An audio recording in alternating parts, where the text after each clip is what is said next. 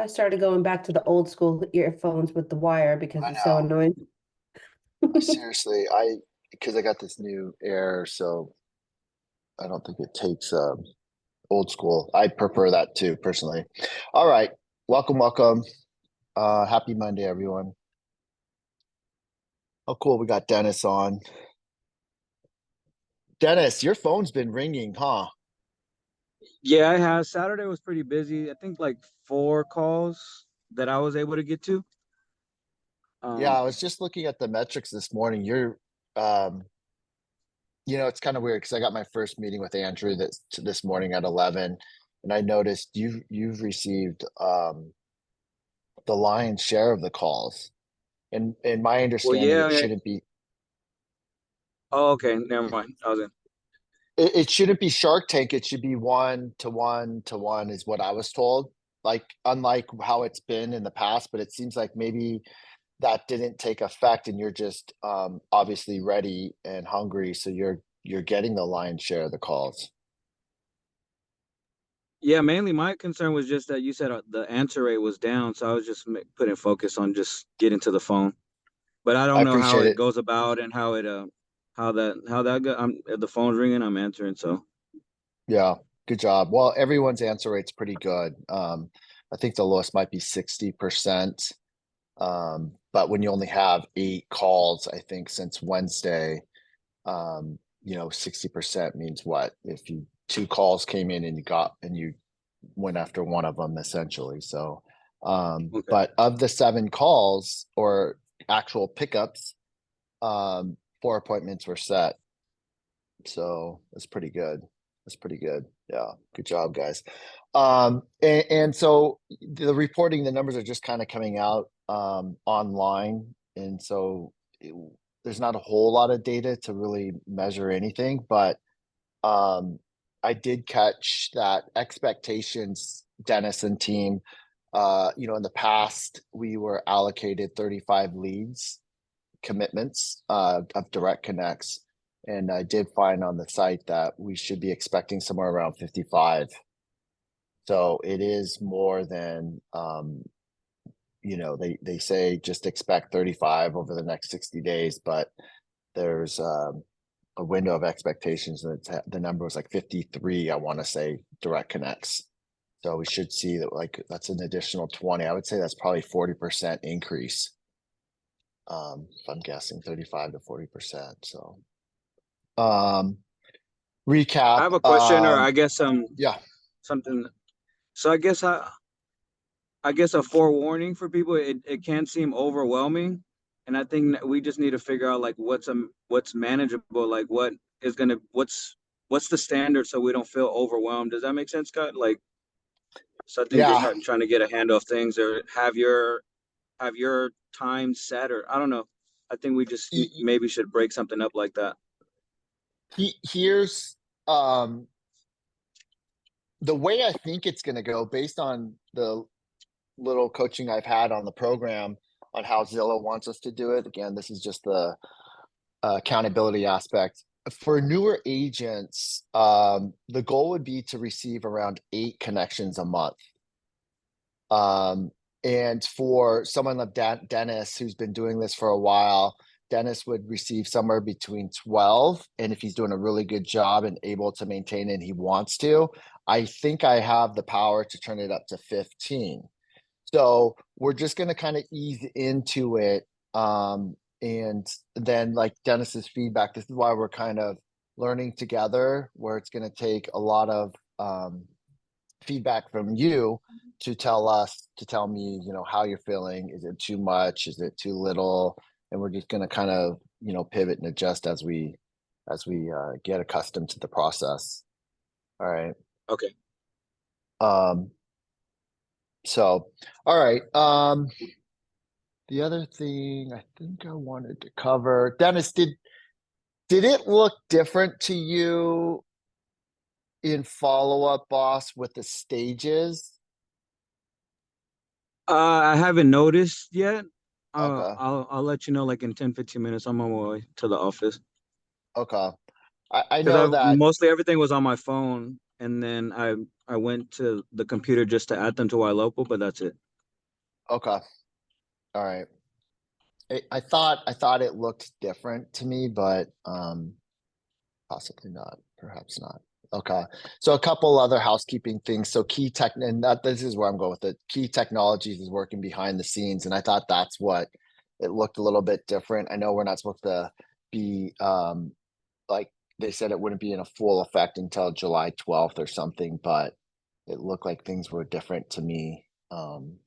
So we'll see. And then Real Scout is still implementing. I think we have our onboarding and our third onboarding on Thursday. So that will also be applied somewhere around July 12th, 13th, the following week. Just don't freak out though. I'm not cutting off Ylopo. Ylopo will run parallel for a month or two, or as long as we need to, until we cross everything over and we're all on the same page. But I do Scott. believe the user experience will be better. Yes, Scott, I Someone, have a question. I know you said on the stages, I've been using the stages and I've noticed that they're sending like a summary of when someone calls, right? Or Mhm. and kind of like, but is that something that has always happened without using the stages? And the stages is just for the Zillow Flex group, or it's open to all of us? I think no. So good question. So I think it has changed then. So it did look different because the summary is Mhm. something new. So if you go Mhm. back, Dennis or whoever, look at your leads, there's some cool bullet points of Mhm. items that has either been done or they're reminding you what you should do just to help Yes. out. Now the way we set the drips up, we mirrored the stages in Zillow, which is very comparable to the way any of us would work an open house lead or a sphere of influence lead. So what we decided to do was keep Zillow's platform as the stages in our follow-up boss also, because since they have so much data, why wouldn't we mirror and match what they're already doing that puts them in the best position possible to service their clients? Which then I think we would not only want to do being in the Zillow platform, but then also do for our traditional other leads. I don't think that the playbook changes. I think it should all stay the same. So to answer your question, Norma, yes, it'll look like Zillow platform and run the full play just like it's even if it's an open house lead. Okay. Yeah. Right. That's good. So we could still use it for us non-Zillow Flex leads. Correct. It's not gonna the feeds Mhm. are not and the drip campaigns are not going to be geared towards Zillow. It's not going to specifically going to say Zillow. So it's universal. It can be leveraged with any prospect. Yeah, and We're one thing just we're just taking their framework. okay, sounds good. Okay. Yeah, Right. thank you. Yep. Okay, cool. So, a couple of you have reached out, so we'll be calling you sometime this week to test out. It's just going to be simulated like in a direct connect call, and we'll record the call. So in case the team feels maybe that there are a couple things that you can improve on, you'll get the recording so you can listen to it and hear our feedback as well. And if you do pass, then you're going to be on the bench. And right now we have, I want to say, 3 agents that are on the bench ready to go now, that have tested out. So anyone that is ready, you know, um, you're like you're right there. So it would be number 4, number 5, and number 6, and so on. So we'll just scale it out as needed.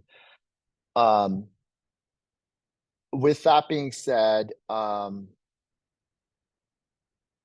if you're in the mentorship program, I talked to Patty because now it's getting a little bit, again, please just bear with us because we're going down uncharted waters. So we don't have the whole path. We're kind of failing forward. And we're trying our best to get ahead of it and trying to identify some of the blind spots that might come up. If you're a brand new agent, you're in the mentorship program, you're still succeeding and working through Patty. However, on these Zillow deals, because there's a referral fee that's going to Zillow, it's hard to chop it up 3 ways. I mean, it just doesn't make it lucrative for anybody. And certainly we want you guys to, be able to pay the bills and so forth. And so I asked Patty if she's okay on the Zillow Flex deals, you guys will report to me. And then I've also asked Dennis to kind of help out and Daniela to also help out. So we're going to create them into a team leader role. And the goal is, for now, we're going to have maybe 5 agents under Dennis, 5 agents under Daniela. We'll make it competitive, just to keep accountability moving forward. And as we grow, the goal would be probably to have maybe 6 to 8 people under a team leader. So right now, again, Dennis would have 6 to 8, Daniela would have 6 to 8. And as we grow and we're getting 100, 200 leads, obviously it's going to be a lot. It's going to get crazy. I certainly can't manage it myself. Whoever is really succeeding and kind of just taking initiative and moving the needle, perhaps I'll ask you to take on a leadership role too. And then we'll add a third pod, and then we'll start putting agents underneath you also. And then it may get to the point where I'm just meeting with the team leaders, and then the team leaders are meeting with their group on their pod again. So just kind of painting the picture of how I see it potentially working out in the future. For now, obviously, we're going to just kind of keep the group together, but it might get big where it gets it just gets too cumbersome and too messy. So we might have to chunk it down a little bit. All right.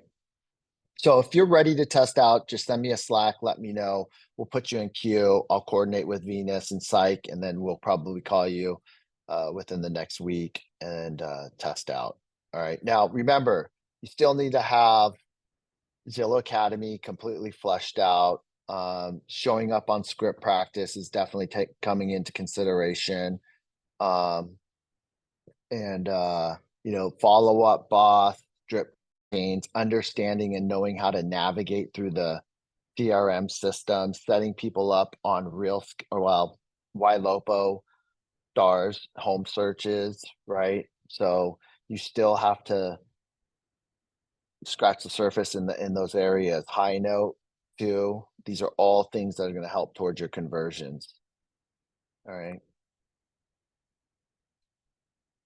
All right, so maybe what we could do as I'm working with other agents on, preparing what to write in the offers, I thought we would take this session in the next 20 minutes, 30 minutes, and just kind of go over about how to work with the listing agents to put your clients in the best position possible of getting their offer accepted. And, again, if we look back at the Zillow pipeline report, we did break it down into sections. And so submitting offers. Dennis, maybe we can I don't want to read it because I just don't feel like it. I get it. You guys get it, but I want to hear you guys apply it. Maybe Dennis and I can just role play it on what he's asking me, the listing agent, to help him prepare a winning offer for his client, and what that looks like. Because if you leave it up to your client to tell you what they want to offer, chances are you're probably not going to win. At the end of the day, it is their decision, but it is also our responsibility to let them know where or what we believe the outcome will be. And the reason why we know that, or why we can kind of leverage of what we think the outcome is going to be, is because we did a good job researching, collecting data, having conversations with decision makers or the representative of the decision makers. When you don't have that intel, then it's hard for you to say what you think your clients need to do. it is never your opinion of what you should do. It's always about the data of what they're up against, because no one wants to be sold and no one really gives a shit what you think. You cannot use your opinion to get someone to do something. It has to be backed with data. Otherwise, you're going to get into this pissing match and it's just not going to end well. So, Dennis, maybe we can just step back a couple and pick it up maybe where you just showed the house and your clients have expressed interest. Maybe we can role play it and you can call me and just go through what you do to put your clients in the best position possible. Yep, let's do it. All right, cool. Ring ring. Hello. Hey Scott, this is Dennis Sid with Circle Real Estate. I was calling about your listing on 123 Main. Yeah. Yep. We just viewed it, and my clients like it, so I was just calling to see if you're reviewing offers as they come, or did you have a certain date when you wanted to review? If we get, yeah, we're submitting as they come in. I'm not holding them until a specific date. I love that. That's what's up. So I know you're listed at 700,000. Do you have any offers that you're currently reviewing? We do. We've got one offer in hand. It is north of 700. And again, Dennis, I don't know. There's talks of 2 to 3 other agents that said they're going to submit. Okay. And is by chance is the offer above 720? I haven't looked yet. They verbally told me what they're coming in. It is north. I can tell you it's north of 7. But I haven't verified it personally. Just want to be very transparent. I haven't looked at it myself, but I am expected to meet or speak with the sellers tonight at 7:00. Okay. And is there a number that you think that the sellers had in mind when they listed it? I mean, of course they want the world for it. They're not necessarily the most greedy people. They're not going to hold out. We're just really looking for an agent who can close the deal. All right. Well, that's super helpful. I'm confident we can do that. Besides pricing, was there anything else that was important to your client? Just curious, are your clients FHA or are they conventional? They're conventional. We could do quick close. Very well qualified. So I know you won't have any issues with that. Who's doing the financing, if I may ask? It's our preferred lender, 1781. We've been partners with them for over 10 years. 100% closing Cool. ratio once escrow is open. Yep. Okay. And then they're not contingent on selling anything or No, super clean. okay. All right. Yeah. So like I mentioned, besides pricing, anything else that was important to them? No, I think they already know where they're gonna go. We can close it in 30 days or less. So it's they're clean sellers. Okay, great. Well, I'm gonna speak to my clients and we'll have something over to you soon. Okay, sounds good. Thanks, Scott. Talk to you later. All right, makes sense. As we're role playing it, when a listing agent is asking a lot of questions, like I started to ask conventional FHA, you working with your lender, I'm sure Dennis was going to unleash all that and share it with me when the time was right on the call. When listing agents ask that information, but they already told you that they have an offer or two, it's a sign of weakness. Just know that they're bullshitting you and there is no other offer, or they didn't like what they got. Because I'm qualifying his client. I'm seeing convention. I'm asking the questions that is missing from the offer I already have in hand. I'm seeing if he is stronger than what I currently have or don't have. When they encourage you to write, it's a sign of weakness. When they're short and skirt or they don't answer anything, there's a good high probability they've got some good stuff in their back pocket already. I would like to give an example that just happened to me. There was a condo in Santa Monica. The guy said, we're going to be reviewing offers by the end of day. Everything came, it was listed for 699. Everything came in closer to 800,000, some all cash offers. Lo and behold, 2 weeks later, it's back on the market. And I called and he goes, oh, it fell through. The escrow fell through for this one. And I didn't even get a chance to ask him because it was just through text and he's not that responsive, but they didn't accept any of those other offers. So it's hard to tell really, you know. Mm-hmm. Did that property ever go back up as pending or backup, or did it It stay went, active the whole time? I didn't notice that it was out of active, but I had stopped kind of tracking it for a little while. So I don't know what happened in those 2 weeks, but I didn't, Did when you I did did you have a client notice. interested in it?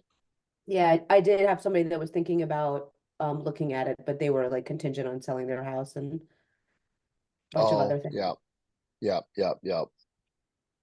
But yeah, I was Well, surprised by that because it seemed like they definitely had something in the bag, multiple like options, and then hmm. all of a sudden they're back on the market. So, you know, Scott, there quick is, question. let me finish this statement real quick before Okay. lose my train of thought. There's that fear of loss, right? And so everyone wants what they can't have. And all of the momentum is right at this negotiating phase. And they get so caught up in the game. And most people are pretty competitive where they want to win it. And what it sounds like you went or the agent said it was going 100,000 over list. When they come out with guns blazing like that, I truly believe them. Because what would happen with most prospects would be like, I'm not doing that. I'm not going 100,000 over, meaning they'll just alienate probably 2/3 of their potential competition or clients, prospects. And so that's a strong negotiation. They're basically saying, I'm very confident with one of these offers that I have that's over 800. If you're not coming in 6 figures over, don't even come to the party. And it didn't work out because, again, buyers will do things to be competitive to win the deal. And not a lot, but sometimes when the dust settles and reality kicks in, they get buyer's remorse. They're thinking, what the hell did I just do? Because a coworker, a friend, their mom, their dad, somebody else just said, you're crazy. The market, have you seen the reports? The market is the slowest day since last year of May, and whatever news story they read, and then they hit the panic button and then they pull out. So the point though, I think in this scenario would be follow it, stay in touch, even though they're pushing you out. Just run the full play, build the relationship, because when it falls out, I know many of you on this call have swooped right in as backup status and took it down for less than what they were in escrow for the first time. One thing I wanted to mention, Scott, when we get intel like that and it doesn't work for our clients, after all, I still try to pitch it to other people as an opportunity. Like I just found out it fell out of escrow. They don't have any offers. They're motivated. So I'm trying to pitch that opportunity to somebody else. Yeah, when you have a pipeline of people, remember, how many are we always trying to keep in our A plus pipeline report? Yep, 8. 8.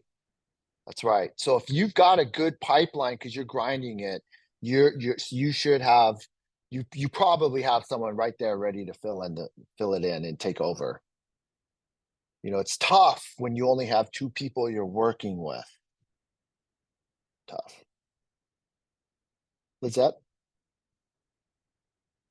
Hey Scott, I have a Thanks. quick Yes. question. So my question was, as a listing agent, is it okay to be transparent and be like, okay, I don't have any offers, or yes, I do have one, but at this amount of price, or play it like, oh no, we have more than one, and yeah, buyer wants more than asking price, and like, where do you stand as a, because I know I'm currently going live today, and I know my client wants more than what I'm putting it up for. Let me reverse, let me flip it around. Mm-hmm. I'm the listing agent, you're the buyer's agent. How would you respond if I said, oh, yep, we've been on the market for 7 days and I don't have any offers yet? Why? What are you Why would what are that you be thinking right? at what are you thinking as a buyer's agent? Maybe it's overpriced. Yeah, that's a thought.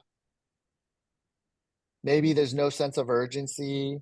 Maybe there's something Right. wrong with it. Why aren't other people making an offer on it? Is it Mm-hmm. overpriced? We got time. Maybe we can come in 20,000, 10,000 below list price. You always got to create demand as a listing agent.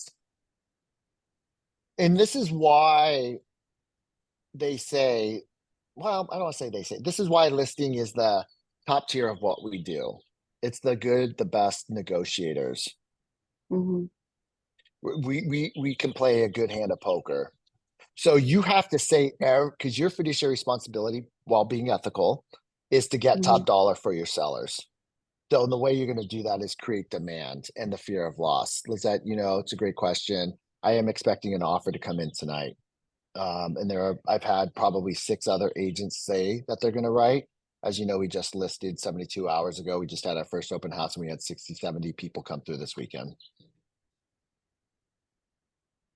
Okay. So again, I'm just Yeah. trying to create a sense of urgency to get your people to hurry up and come to the party. Because truly, I don't have anything. But if I Mm-hmm. say that, you're not in a rush to get me anything. Right. Okay. Makes sense. Thank you. Makes sense. All right, Mm-hmm. Thank you. Andrew. Hey Scott, this question is more for like you and Dennis based off of the role play you guys just did. Um, my question, because I think you said that as a listing agent, you had one offer in hand. Would a follow-up question to that, like an appropriate one, be, is there a reason why you haven't accepted the current offer in hand? It's a great question. I did say though, I'm speaking with the seller tonight at 7. Okay. Had I not said that, that's where I catch people in their lies. Like if Lizette, as a newer Lizette, and I know you've sold homes, so I'm not beating you up here, but Lizette's got a listing going live today. It's good. And if I called Lizette and she says, "Oh yeah, I've got an offer," and I said, "Oh, okay, terrific," and she had mentioned that she's submitting them as they come in, and I would say, I'm trying to catch her in her spider web, and I might say something like, "Oh, that's terrific. When did I'm leading up to the hook." So why, just curious, you said you are mentioning when they come in, just curious, how come you haven't presented that offer yet? If she doesn't volunteer like I did. And if she says, oh, well, I'm meeting with them this afternoon, then okay, I kind of tend to believe it.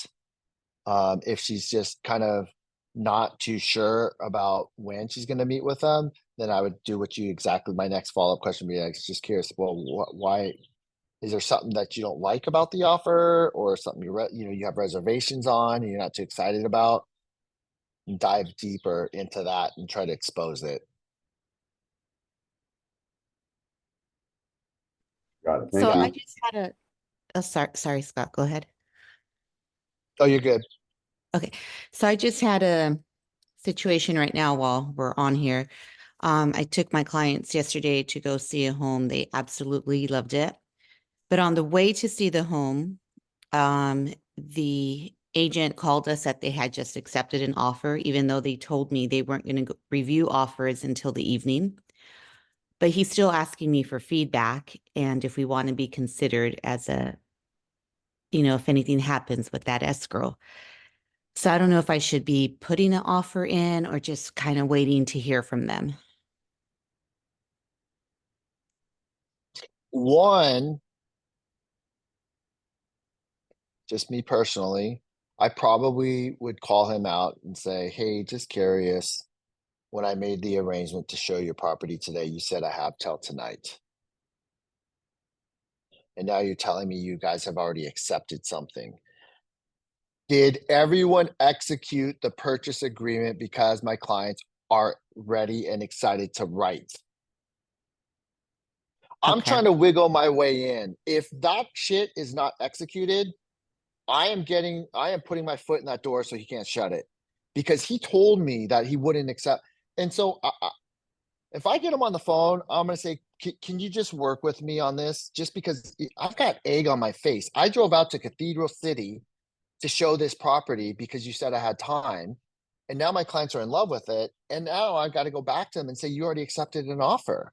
And now I'm looking bad. So if it's not completely executed, is there any way I can submit and create a multiple counter situation? That might actually benefit your client.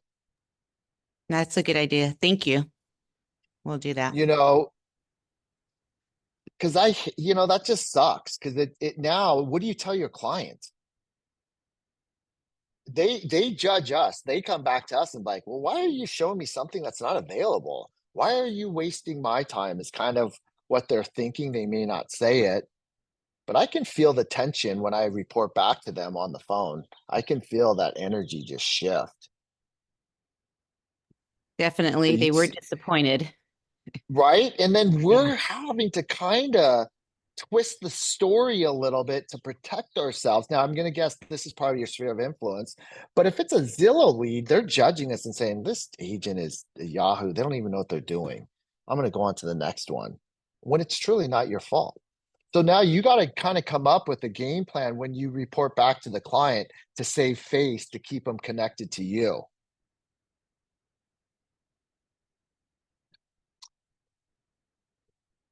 What's crazy though, too, people, is your clients don't know you're going to bat for them. Like Rosemary, if you do go back to the listing agent and you go round 2 with them and try to wiggle your way in there, they don't know a lot of the work that goes behind the scenes to get them the opportunity to play ball. And then when they don't do what they need to do after you've worked your way back into it, and then they want to come in 10,000 less, it's just like, oh my gosh, right? So it's this constant negotiations with all parties involved. It's like juggling 6 balls in the air at all times. And the clients don't know that. It's like we're the Nordstroms of real estate. They don't know behind the scenes we're taking everything back even after you owned it for a year. We'll clean up the mess. We'll deal with it on the backside. We're just here to give you what you want and to give you the best service possible.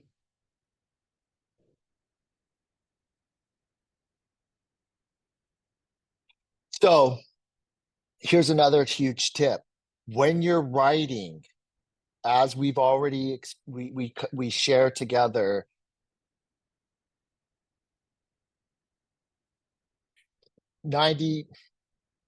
10% of the agents do 90% of the business. And this is a relationship business, which is why we will always take the high road and never burn a bridge, even if they outed us or did something out of integrity. We just take it in the shorts. When you write, you have to cast a large net of who, put it in the Slack channel. Who knows Justin Seidel? Who knows this agent? You have to leverage the relationships because a simple phone call will go a long way to getting you to the front of the line. A simple phone call will probably sometimes get you exactly what you need to do to make the deal happen. We've Especially in talked Long about Beach, if this. you're riding in Long Beach. Yeah, especially in Long Beach, I think for the most part, we got a really good reputation. Justin Seidel's Lakewood listing, when it launched last Wednesday, who had it? Nicole. Nicole's not on this call. Nicole's clients absolutely loved it. Didn't even have the open house yet. She could have backdoored everyone and took it and tied it up into escrow. We even got her to switch over because she was with the credit union. I said, look, you're gonna have to move them over to Alex.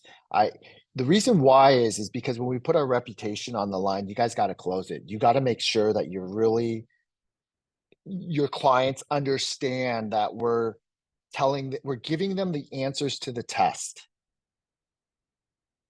And it's hard to do that, and it's based on relationships. So if you want the answers, you got to kind of play by their rules, and you got to make sure that you're going to close this, and you're not going to ask for a new roof when it's perfectly fine.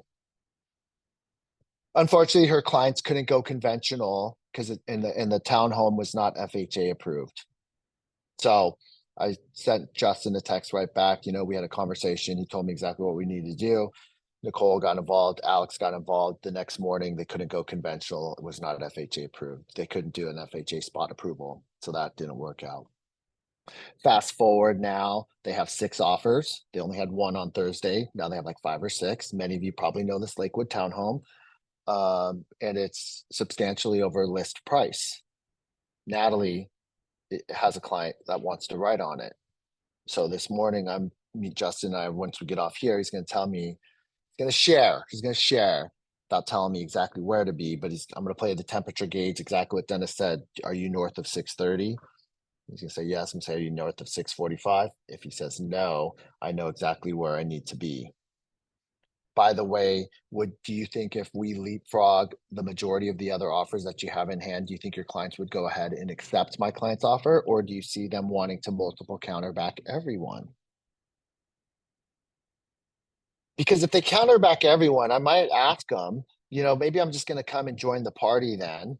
And I'm not going to show my best hand yet, just to get included in the multiple. And if you could just include me in the multiple, and then we'll come back on round 2 and we'll swing for the fences. The reason why I say that is because I want to see where round 2 offers are coming back at. So then I know where to come back at to win it. And that's all based on relationships. There is no more poker. It's kind of showing each other your hands, because we have a good reputation with each other that we close. When he comes to my listings, he gets this privilege because I know he's going to close it. Doesn't mean he's getting a discount. Doesn't mean my clients are getting a discount. Natalie's clients aren't getting a discount.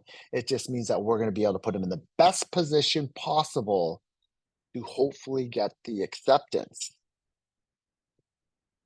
And I'm going to flip it a little bit and say, it's really weird because some consumers think that we're colluding and we're just trying to drive the price as high as possible to make an extra dollar. And you're going to hear them say, I feel like you're trying to steer me to this lender and you're trying to tell me to crank it up 10 more grand. Look, Lorian, I'm not telling you to do anything. This is your decision. It's my goal to put you in the best position possible. Based on the questions I asked, this is what they're telling me. There's no guarantee, although I do believe if you do what they asked us to do, I think you're going to be in the best position possible to win this house. End of the day, though, it's your decision. This is the takeaway. End of the day, though, you could do as you please. I work for you. I just did my job to pull and get you the highest percentage possible to win the deal. If you feel like there's weirdness going on, hey, I'm going to back up and you do what you want and I will write it up for you. And then they sometimes they do that the first time, usually, and then they don't get it. And then I don't say shit. I'm just like, well, yeah, you know. I think the first time they won't mention what you just mentioned, how they feel. They'll just tell you that they want to write under. And when they do, you need to address it.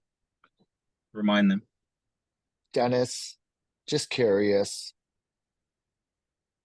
After all of the information that I was able to extract from the seller, the listing agent, and knowing that there's 6 offers and knowing that they said they're north of 630, and you want to come in at 620, what's missing, or what don't you believe, or why do you believe that the sellers would accept a 620 offer when they have a 630 offer? Help me understand that. That's that book, Exactly What to Say. Mhm. Help me I understand wouldn't that. even know what to say to that. Because it's usually there's a disconnect. They don't trust me. They believe that they know better than I do. I take that shit very personally because I do this full time. This is what I do for a living. I think I'm really good at it. So when they don't follow my lead, I internally, I'm like, I am just wound up. And I've learned over the years to just keep my emotions down and ask more questions.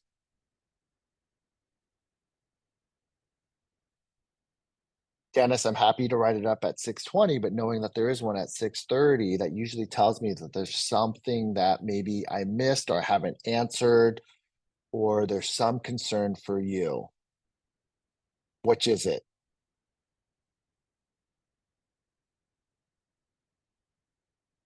You'll hear a bunch of gibberish. And I really don't say anything. And then it comes down to Dennis. Let's do this. Why don't we just go ahead and come in at 6:35 and let's compete?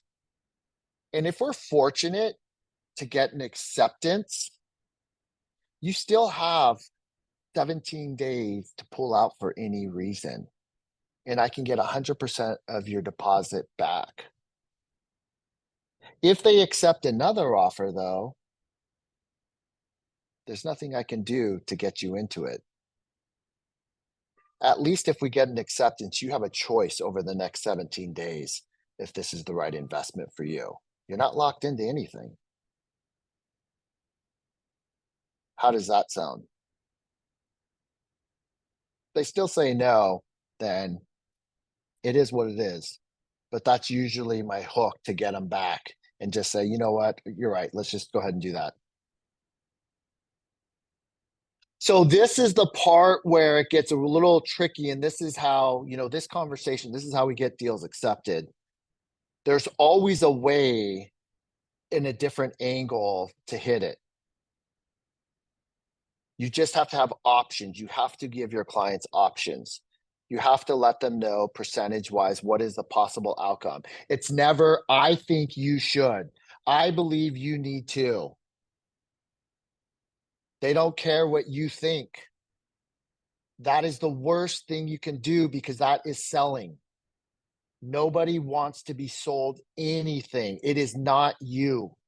It's always data. It's always the conversation. This is what you have. This took me 6 years to figure out. You're better off playing in the middle and being the referee. You are not to one side or the other. All you are is the middle person relaying information and data from this person to this person. And it's always going to be a percentage. You're at a 50-50 right now without any conversation. Every conversation you have, you should be able to put your client in a higher percentage of getting an acceptance. Can I add one The more thing, moment, Scott? yeah. Oh yeah, I was just gonna say, and then don't shortchange the actual offer too. Like, make the video, do the high note, make it nice and tight. Because sometimes we think we got it. Or when I would submit an offer to Scott, I would still even do the video and like just go through the process. And Monica would look at it, but Scott probably wouldn't. He would see it eventually, but like I'm still doing the whole thing. I know that Consistency. I have a question about the offer being presented in high note. I know that you've suggested that in the past, and I know Glide sends a nice thing over usually. What I'm curious what you put in high note when you're using Glide. Everything that would be in the offer, information about yourself, your reviews, your lender's reviews. So it's a whole presentation. But Glide is what's requesting the signature for them. So how do you then add that to high note so that they can still Oh, you get a sign? PDF. You get a PDF copy. You'll download it and then you'll add it to high note. Okay, and then you're still sending the Glide email separately? No. No, Glide is just a tool to get the signatures for me. Here's where I think Lorian's going with this. So you're setting up Glide and you're putting in the listing agent, the seller's signature and sending it over to Yes. them. Yeah, and then Got it it. comes, it's very nice what Glide sends over. But that's what goes to the listing agent and that's what asks them to sign. Yeah. In theory, I like the idea. Mhm. I haven't used it as a listing agent. I'm thinking I wouldn't like it because I want control of what is being signed. I need to review. I don't want something to bypass my checklist Got it. personally. And Mhm. because that's when I'm dragging over or even automating, I'm kind of reviewing it. If it's already cemented in place, I feel like I need to double check it to make sure because I'm relying on you. Not to say that Okay. you're maliciously Mhm. doing anything wrong, but so I So would then take it, the sign listing it, agent, download it, and put it in, okay. and the listing agent's TC will put it into DocuSign and send it to the sellers to get it to sign. Oh, got it. So they'll upload it to whatever their preferred Yes, signing platform is themselves. Okay, I'm gonna do that next yes, time. yep. Thanks. Everyone kind of understand where Lauren's coming from on that?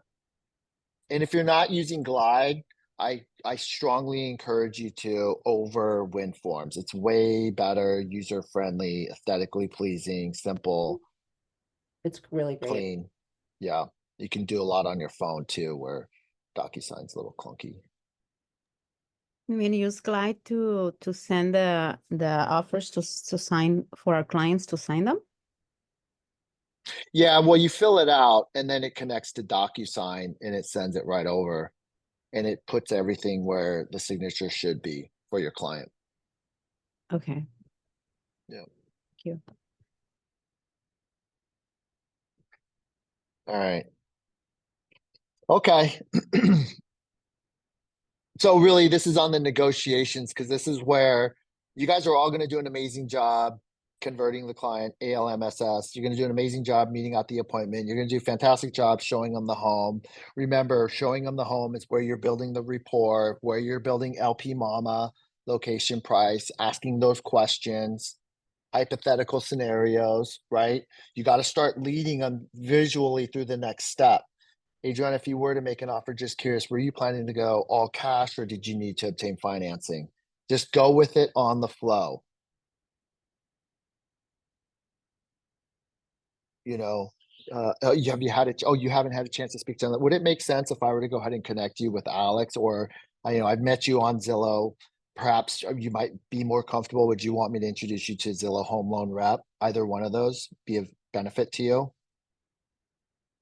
This way we can figure out what your buying power looks like. More importantly, though, just make sure that you're comfortable with that monthly mortgage amount. And then once we identify that number, I can jump back into the picture and now we can look at properties that we know we could write offers for on that day. Doesn't that sound exciting? So let's do this. When I get back to my car, I'm going to go ahead and do a text introduction with Zillow Home Loans or Alex, whatever direction they agree to.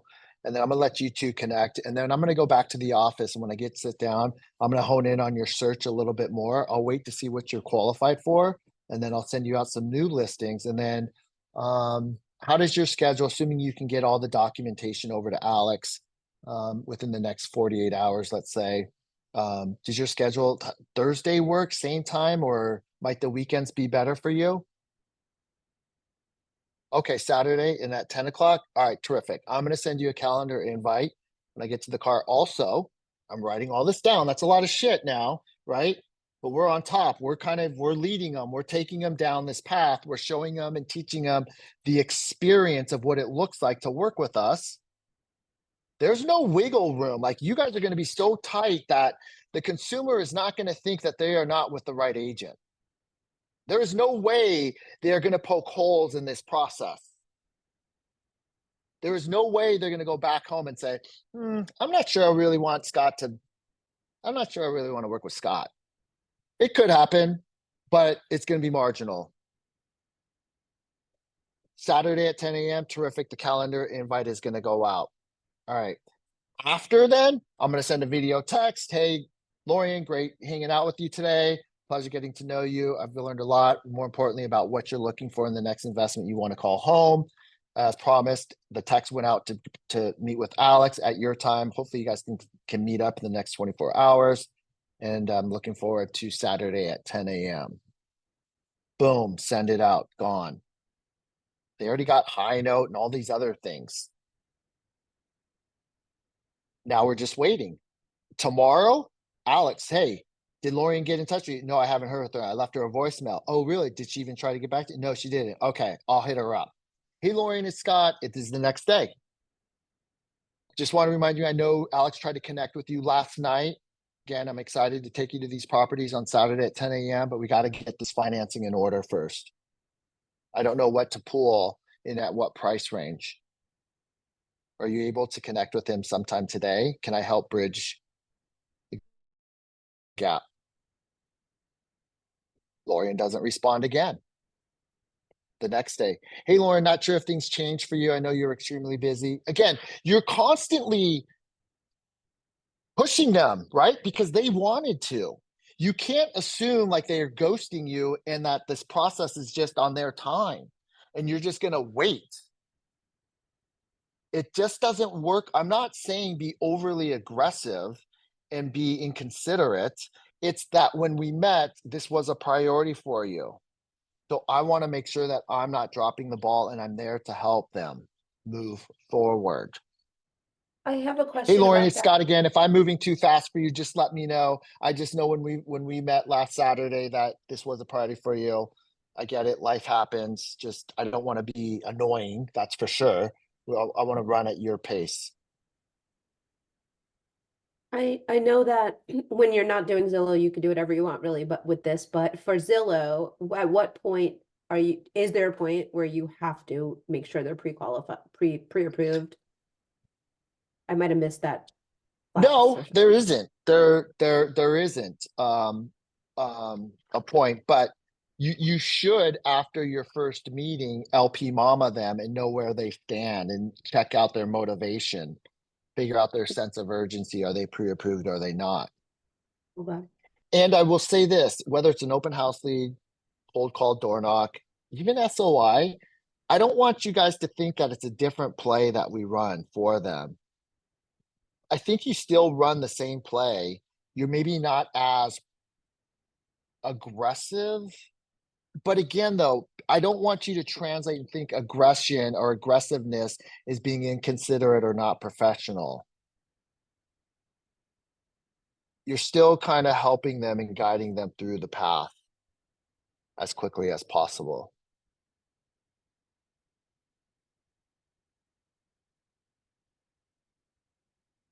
All right. Okay. Any questions or thoughts? I wanted I to hope see if you I can guys. say something on that, Scott, Yep. real quick on that aspect, because I have the girls in my team do the same thing as far as, feeling they're being aggressive or feeling they're being annoying or feeling, this is what it is because they see the activity on Ylopo or all of that stuff when you have them already set up right in your system. And, instead of assuming, I always tell them, I said, I don't assume until they tell me, you know what? Just don't text me for another week or until they let you know specifically when you're being annoying. Because we think we're being annoying or because you text them last week and they're actually viewing that you're actually on top of things. We see things differently and we're not really doing anything but keeping track as far as what we're seeing. They also thought one of them was like, well, I told them we can see what they're doing. And they're like, well, that's kind of creepy. I said, also, it depends on how you word things. It's all about word pattern, right? You're not going to tell them we're watching every move. It's more like, my system is alerting me when you're looking at something so that way I don't miss, if you'd like to take a look at a house. Completely different than I'm watching what you're doing all the time. I'm like, it's a little bit even with an open house. And I think that's where it creates a different relationship where they're like, okay, it alerts me to make sure that if you're ready to see it, I can go ahead and have the time to make that for you. I think that's where we go off from. We start assuming we're bothering. We start assuming it's too much. We start assuming and they haven't even said anything to us. Yes, along the same lines, many of you have bought cars. My lease is coming up but it's not until November. But then, they say you can terminate the lease a couple months early if you go with the same manufacturer, and they'll eat whatever disposal charges or transfer as long as you start a new lease with the same car company. So I started to research it, and I did fill out something online, and the guy continually hits me up via text, and I ghosted him. I am not. However, I appreciate his follow-ups. It's that I'm getting ready to go on vacation this week, and it's just not top of mind. It was 2 weeks ago, and I was ready to get in my car to go see something that he had on the lot, but then something got busy and the kids and that, and then literally I haven't thought about a car in 2 weeks. But he is constantly following up. And at first they were drip campaigns, and I didn't really care for that. But then he started to sprinkle in some personal text message. And I already told myself, like, when I come back, I will hit him up. I can appreciate his follow-up. In fact, I told him, I did respond, say, hey, I appreciate your follow-up. I've been busy over the last 2 weeks. As you know, my lease isn't up until November, so I got some time, but you're my guy. I'm just chill out. I'm not ready right now to go look at anything. And but he's constantly following up. No different. And his messages say exactly what I would say. Hey, I'm not trying to bug you, and I'm sorry if I'm being overwhelming. It's not my goal. I just want to make sure that I'm giving you the highest level of service. If there's any questions, or you're still looking on black, I've got one on the lot. Let me know. I'll put it on hold. Want to drive it? Come down. Just let me know what works for you. Someone gonna say something? Yeah, I was gonna say, to add to it, it's true. I mean, they do appreciate you following up because, like you're saying, they do forget too. And we tend to assume that they're ghosting us. But again, a lot of things could really be happening, they're having issues, problems, whatever it is. So we don't assume, and we just keep following, like you're saying. And even if it takes 2, 3, 4, 5 times, sometimes, I mean, then they always respond back and they're like, oh, I am still thinking, and I'm sorry that Yep. I haven't answered, but I was going through this or that. So that's one of the things I've learned too. Like, let's not assume that they're Yep. ghosting me right away. Mm-hmm. Yep. So it does help to keep on following up. Yep. Yep. Yep. Yep. All right. All right. Good feedback, Norma. Thank you all. Okay, Will. Okay. We will we'll pick it back up on Wednesday. All right. Thank you. Thank Okay. you. Happy Monday, everyone. All right. Thank you. Scott.